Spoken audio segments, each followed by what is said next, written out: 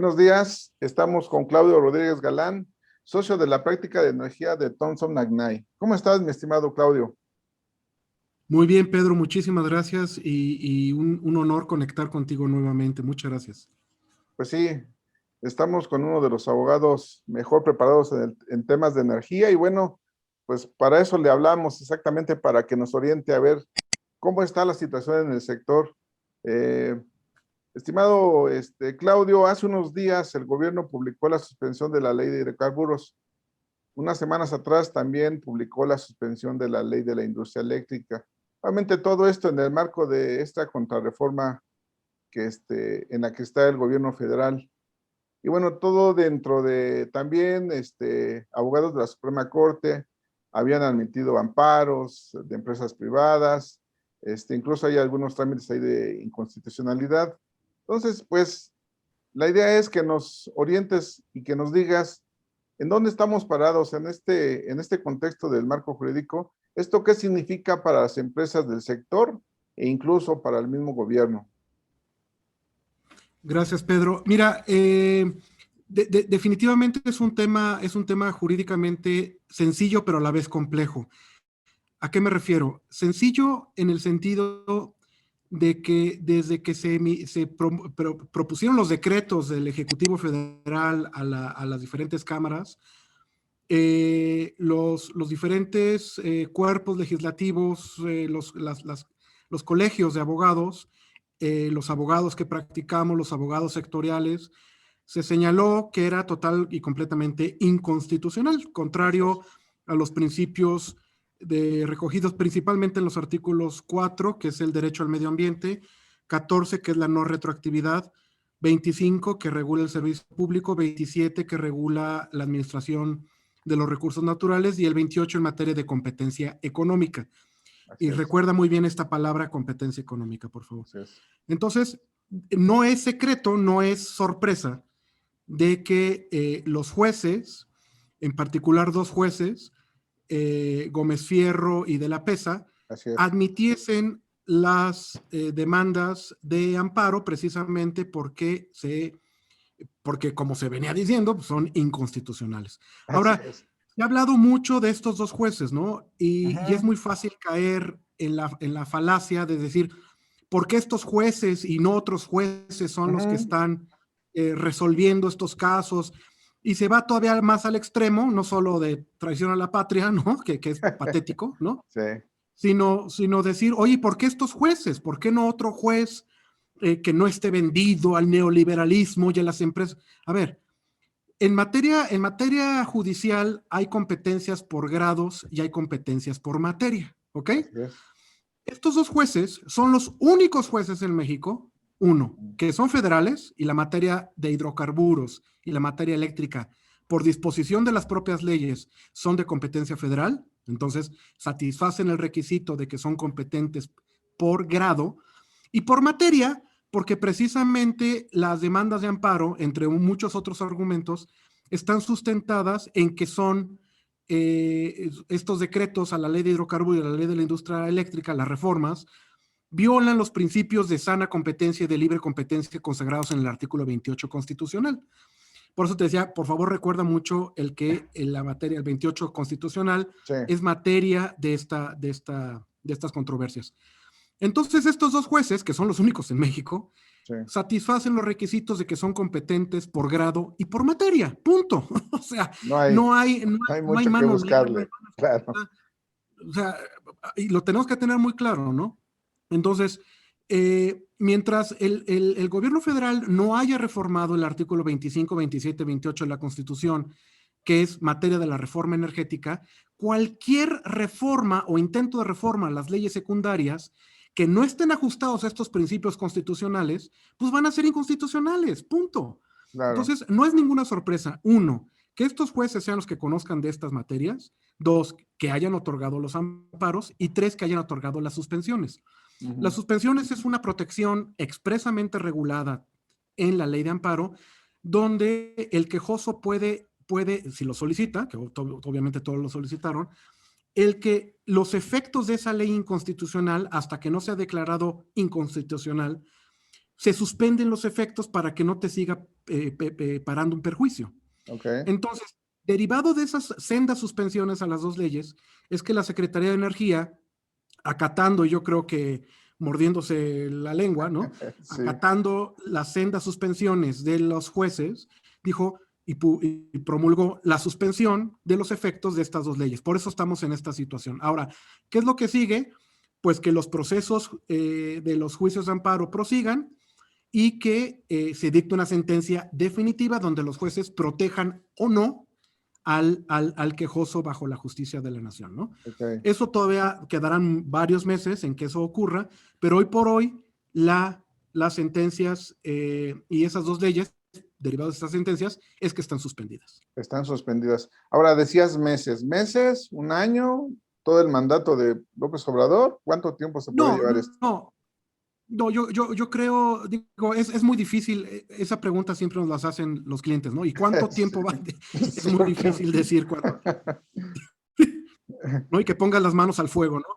Pero definitivamente, bueno, obviamente tienen dos tiempos diferentes. La reforma a la ley de la industria eléctrica se promulgó en una fecha y la reforma a la ley de la hidrocarburos en otra. Entonces, llevan tiempos diferentes, pero calcula aproximadamente 9 o 10 meses a partir de ahorita, ¿no? Aproximadamente. Entonces, obviamente será post elecciones, obviamente será todavía en el mandato del actual presidente, ¿no? Pero mientras eso no ocurra, estas leyes están suspendidas, ¿no? Están suspendidas.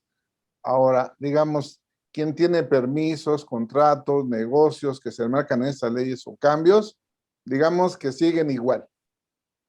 Siguen igual. Una cosa, lo que hablamos mucho en derecho es, una cosa es de jure y otra cosa es de facto, ¿no? De jure no pueden ser tocados estos permisos, no pueden ser tocadas las licencias, las operaciones del mercado eléctrico mayorista, todo lo que intentaba regular tanto la ley de la industria eléctrica como la ley de hidrocarburos, no puede ser usada a partir de las promulgaciones de la CENER, de la suspensión de estas leyes, no puede ser usada como acto administrativo intentando hacer lo que buscan hacer esas leyes con esas reformas, ¿no? Claro. Eso es de jure, o sea, intentar suspender hoy una licencia de operación de comercialización de hidrocarburos, una gasolinera, fundado en la reforma a la ley de hidrocarburos, es un desacato, ¿no? Es un desacato a una orden judicial con las consecuencias administrativas e inclusive penales que eso pueda conllevar. Ahora, eso es de jure. De facto, lo que ha ocurrido desde el 1 de diciembre del 2018 es que hay una parálisis sectorial regulatoria absoluta. Así es, ¿no? así es. Entonces, por eso digo, una cosa es de jure y otra es de facto. Independientemente de la promulgación de la ley de la reforma a la ley de la LIE y a la ley de hidrocarburos, desde el 1 de diciembre del 2018 vimos una parálisis absoluta regulatoria en estas materias, ¿no? Claro, salvo que el solicitante sea CFE o Pemex, porque ahí salen de un día para otro, ¿no? Sí. Pero los privados, sobre todo en materia de electricidad, los proyectos legados y las modificaciones a los permisos válidamente otorgados en México, pues no han sido resueltos, ¿no? Bajo la excusa de la pandemia, porque a alguien le cayó como anillo al dedo, pues tanto la CRE como las otras diferentes autoridades simple y sencillamente no están resolviendo a los privados, porque sí están resolviendo a Pemex, ¿no? Y esto nos lleva, Pedro, a un tema de un trato preferencial, un trato monopólico a favor de las empresas del Estado, que es lo que intentan, ¿no? Digo, abiertamente, sí. no estoy descubriendo el hilo negro, ¿no? Claro. Pero lo están haciendo, si no de jure, porque están suspendidas las leyes, lo están haciendo de facto. Okay. Y esto nos va a llevar, Pedro, en algunos meses a que sean detonados las diferentes prohibiciones de los tratados internacionales en materia de protección a las inversiones, que expresamente prohíben un trato desigual, inequitativo a las inversiones en el país huésped, un trato preferencial a favor de las empresas del Estado y prácticas monopólicas absolutas o relativas a favor de las empresas del Estado. Eso está prohibido en todos los tratados internacionales, incluyendo el tan cacareado TIMEC, ¿no? Que lo presumen, pero yo creo que no han leído estas disposiciones, porque sí, efectivamente el TIMEC es una gran palanca, será una gran palanca de la reactivación de México, siempre y cuando se lea en su integridad y no nada más en lo que nos conviene, ¿no? Si queremos respetar y considerar al TIMEC como un tratado y una palanca de progreso para México, que de hecho lo es, tenemos que tener cuidado en que no sea activado también este propio tratado por prácticas monopólicas en otros sectores, ¿no? Ok. O sea, ¿dónde estamos? Bueno, estamos en una situación donde el marco legal es el mismo con el que iniciamos el sexenio, Así obviamente es. con el ingrediente de la incertidumbre de estos cambios. Y bueno, con esa situación de que las autoridades, pues, bien como dices tú, han retrasado autorizaciones, permisos o cualquier situación que se le parezca.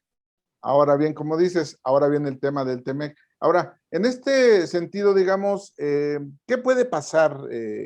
Digamos, porque si no se aplica ningún tema de lo que se está promoviendo, ¿cómo pudiera venir una demanda en el marco del TEMEC, considerando que, bueno, pues no se está aplicando un nuevo marco legal, simplemente intentaron? Sí, bueno, hay un artículo constitucional, de hecho hoy salió un artículo mío publicado. Hay un artículo importante, a mí además del derecho energético, soy un abogado internacionalista, ¿no? Ujú. Hay un artículo de nuestra Constitución que recoge todos los principios del derecho internacional público, Ok, incluyendo a los tratados internacionales, que es el 133 constitucional. ok, Es un artículo relativamente sencillo, pero dice fundamentalmente que los tratados internacionales celebrados conforme a la ley mexicana y que estén de acuerdo a la Constitución serán la ley suprema de la nación. O sea, en una ok, frase sencilla, pero muy clara y muy fuerte, en el sentido de que los tratados internacionales, junto con la Constitución, conforman la ley suprema de la nación. Ni así más es, ni menos, ¿eh? O sea, así de sencillito, así ¿no? de sencillito. Así de sencillito. Entonces, por eso hago el hincapié en que los tratados internacionales no solo en materia de competencia, perdón, de comercio internacional, como puede ser el TIMEC, sino también hay tratados, que son los APRIs, que son tratados de protecciones recíprocas de las inversiones. México es un país muy internacionalista por propia vocación, es de los países de América Latina que más tratados internacionales ha celebrado y tiene celebrado muchos APRIs. Así es. Entonces, independientemente de los mecanismos de solución de controversias de los tratados internacionales en materia comercial, pues están los APRIs que están ahí precisamente para proteger bilateralmente tanto que las inversiones mexicanas en otros países sean respetadas, como que las otras inversiones en México también lo sean, bajo el Así es. principio de reciprocidad internacional. Entonces, leamos el 133 porque cuando llegan las demandas bajo estas APRIs, bajo estos Mm, tratados, ya, ok. que luego no digan que es intervencionismo, que violan la soberanía nacional, que la piedra del Pípila, que la bandera de Benito. A ver, Ok, leamos el 133 y cuando vengan estas demandas, tengamos claro en qué nos estamos metiendo. ok. Porque luego, digamos, desatender o desconocer el alcance de estos tratados conforme a lo reconoce nuestra propia Constitución, creo que será una actitud pues, de corte cheverrista, ojalá nunca ocurra, bastante peligrosa para nuestra nación, ¿no? Claro. Muy bien, bueno, pues vaya situación en la que estamos metidos. Pero bueno, finalmente aquí hay dos situaciones. Una es este marco legal que se quiere reformar, donde implican varios cambios, pero también pues hay un marco legal amplio, donde algunas cosas sí se pueden hacer. Sé que a lo mejor hay varias cosas, pero bueno, pudiéramos hablar de algunas de ellas, mi estimado. Sí, primero comentar que México tiene, como pocos países en el mundo, una capacidad de generación renovable y limpia envidiable, Envidiable, ¿no? claro. Eh, Dos, que existe una demanda industrial y de hogares, o sea, todos los años se construyen casas, todos los años se construyen nuevas naves industriales. Es un crecimiento más o menos del 6% anual. En la medida de que las entidades públicas entiendan que la industria eléctrica es más fuerte y mejor cuando existe una colaboración público-privada, creo que habremos dado un paso importante. Pretender que el Estado lo intente todo en una etapa pospandémica donde hubo una caída, que no es culpa del gobierno, una caída importante en la actividad comercial de servicios e industrial a nivel mundial, obviamente incluyendo México, e intentar que con esta falta de recaudación y también sí, recursos, claro. Con falta de recursos, ¿no? Ya se acabaron los fondos, ya se acabaron los fideicomisos, ¿no? Sí. Ya no sé qué más van a rifar, ¿no? Cuando se acaba el dinero, bueno, la industria eléctrica se compone, porque así lo dice la Constitución, se compone precisamente de todos los actores que puedan coadyuvar en un bien común sectorial energético, pues a que esto funcione, ¿no? Cuando vengan los apagones, cuando vengan las caídas de las líneas, cuando vengan la falta de suministro de calidad a las nuevas industrias, pues dirán que pues es por una política soberana y será un fracaso soberanamente nuestro, ¿no? Claro. Entonces, en la medida que se entienda que podemos hacer más y mejores cosas, coadyuvándonos la industria, el sector público y privado, ¿no? Creo que habremos dado un paso. Pero definitivamente eso no va a ocurrir mientras exista una incertidumbre caprichosa, ideológica, dogmática y unilateral, que es lo que llevamos viendo los últimos 2 años, ¿no? Oportunidades hay, generación distribuida, abasto aislado, y la generación, la capacidad de generación de México es envidiable. Es envidiable, claro. Pero pues, lo único que falta, lo único, entre comillas, porque es mucho, es certeza jurídica y respeto a la palabra y a los tratados internacionales, ¿no? Así es. Muy bien, pues sí, sin duda esa necesidad de electricidad es uno de los factores que pueden sentar al gobierno en los 3 niveles y al sector privado, pues para negociar, ¿no? Todo esto enmarcado, obviamente, en todas las nuevas tendencias de la sustentabilidad y la reducción de emisiones y todo lo que también este país tiene que sumar, ¿no?